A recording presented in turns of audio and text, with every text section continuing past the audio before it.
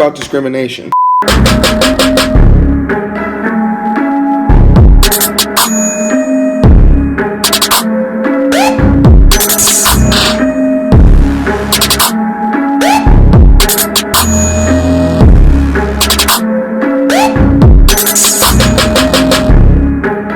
And how you're probably keeping a lot more quiet about it than you're supposed to. Now, I didn't experience my first form of discrimination until recently, which was basically 2016, September 15th, at a nightclub called Clutch. If you've been following my Facebook posts, you probably noticed I posted about it. And I put out a notice to the community. If you've ever had an experience at this place, to contact me. That still applies. And believe it or not, people are responding, and here are their stories. Let it be known, discrimination is not something that you should ever approve of. You are just as guilty of discriminating against someone if you see it happen to someone else and do nothing about it. These are the stories of people that have been discriminated against at nightclubs in Dallas, Texas. I have several Dallas friends who go to this nightclub, and I'm going to ask you, the question that I'm really reaching out there to ask my friends and family members is, if you saw someone getting discriminated against, would you know how to help them? More importantly, would you have it in you to even help them at all?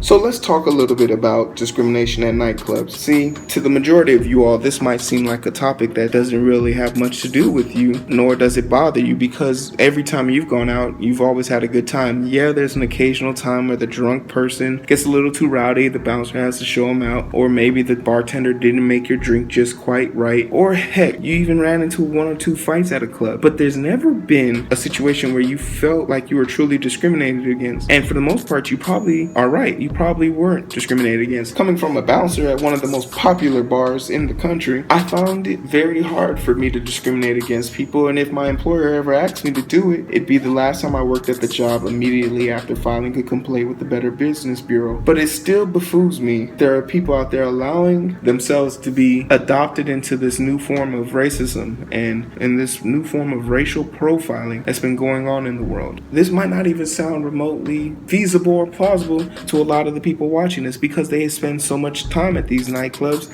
and never experience any much, which is probably true. You probably have always had a great time, but that doesn't mean everyone else is. And that is kind of where the problem lies. See, Clutch Night Bar has been accused several times via these postings all up and down of having patrons go in and being racially profiled or upcharged to have a seat at a bar. Can you imagine that? You're going into a bar and you're being charged $400 to sit down and drink. Now, granted, there are such things as table service where these allotted features are being offered to you as a sort of way for you to spend more money, but it isn't mandated at the door. But at Clutch Night Bar, depending on who you are, or rather what you look like, you might be asked to cough up an extra $400 to get admission into this bar. So let's dive into how people are being racially profiled at this nightclub. Apparently, per order or request of the upper management at Clutch Night Bar, the door guys have been informed not to allow people of certain indigenous ethnicities or racial backgrounds into the bar in large amounts because they are prone to cause trouble. It is implied, basically, if they don't look like your typical customer, then maybe they don't belong there. With this in mind, it is believed that the door guys at Clutch Nightclub have been purposely telling individuals who are of different backgrounds or part of a minority group that they're not allowed into the nightclub for several reasons. Granted, all nightclubs are allowed to have their own dress code, even if the dress code seems to single out a certain particular group of people. Having such dress codes, such as no sneakers, no flat brim baseball hats, no jerseys, no jeans, no loosely fitting clothes, no tattoos on the neck, no piercings, no ear piercings for males, and must be dressed appropriately based on the door guy's own critique. Now, I'm not saying that looks like a certain type of person, but if you have to put all those things together and a person pops into your mind, let's take a look to why I'm interested in these people. He then changed his story again to "we weren't dressed classy enough," which was all fine and dandy. They have their dress code and they're allowed to. In fact, even up until this point, I wasn't even bothered. He made legitimate points. I would normally never go uptown dressed down.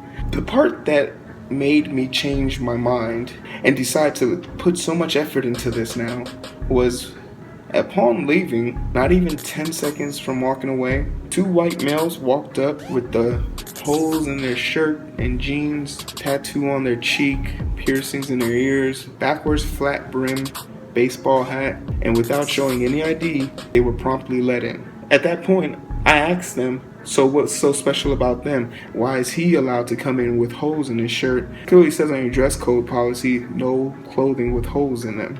And he just looked at me, smiling, and he said, they're different.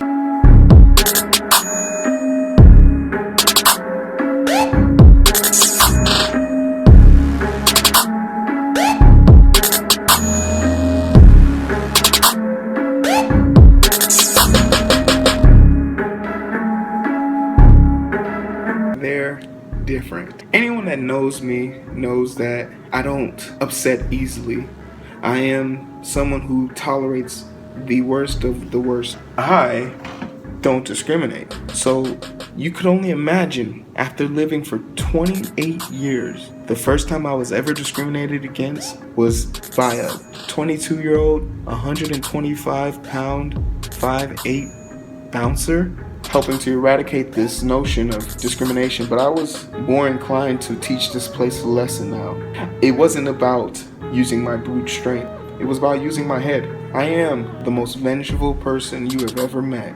And when there's a hint of discrimination or someone being mistreated, you will have to deal with me. You will have to face me. You will have to put up with me from that point on. I will fight the fight for those who are too afraid to stand up for themselves. I will throw the first blow. And this Clutch nightclub in Dallas, Texas, consider this me throwing the first punch. Consider this a long, passionate, reoccurring nightmare that you're going to have to deal with. Consider this me welcoming you to ETO. Consider this me putting you underneath a magnifying glass for the next year. Clutch nightclub in Dallas, Texas. Consider this my New Year's resolution, which is from this day forth, I'm going to do whatever I can for the next 1 year to see to it that people like you don't exist in Dallas, Texas anymore. I have never been more ashamed to be called an American in my life. I have traveled the world. I have saved lives. I have made a difference in my community. And here I was, being profiled by a bunch of snot-nosed runts at a nightclub. And I want to bring about a new hashtag. Hashtag no blacks allowed. If you've ever been to a nightclub, in particular Clutch nightclub, just leave it there. Just put that there. Just put no blacks allowed. Hashtag no blacks allowed. Because we want it to be known, as a black man, your green dollar is a little darker than the white man's green dollar, and it won't work there. I want to give you a heads up that you're not welcomed here. And if you ever see a place, an establishment, somewhere that you don't feel you were treated equally, just put hashtag no blacks allowed. It's a simple way of letting your fellow brother and sister know that if you come here, there's a good chance you'll be discriminated against and emotionally scarred for it. And from that point on, we can then now start to see the good from the bad, because there's going to be a group of people who will see that and say, oh no, I can't be affiliated with this place. Blacks, whites, Mexicans, Latins, Spanish, Asians. And then there'll be another group that says, oh, they've never discriminated against me, so it's fine. And that's how you'll divide and see who's really helping the big picture. Because it's not about the money, but I will be filing a class action lawsuit against them, and I'll be doing this for everybody. So if you don't have the financial stability to do it, please let me interview you and present your story for you. I have no problem presenting you. And I know what a lot of you are saying, Heero, you are overreacting. You are doing the most. You are being annoying. You are being annoying. Because if you think it's okay to discriminate against someone because of their nationality, race, anything other than the way they presented themselves to you, then you are part of the problem. I'll have another interview up pretty soon. Look out for the next video, which is going to probably be someone who responded to my post on Yelp. I'll be posting more posts like that. If you see it and you felt you've been discriminated against at this nightclub in particular, please contact me. All my information is up, and I'd love to hear your story and present it from the platform of ETO. Some advice: if you live in a place where 3 million people live and you happen to work at a door guy and you decide to discriminate against someone in the most prestigious area of your city, you have to have some mental instability, because what are the chances of you discriminating against a nobody versus discriminating against a lawyer, a multi-billionaire, or a football player, or somebody who has nothing but spare time on their hands, somebody who only works 10 days a month, who makes salary plus overtime, somebody that can stand outside of your bar for the next month and videotape over and over and over again, watching you discriminate, and build a case that's big enough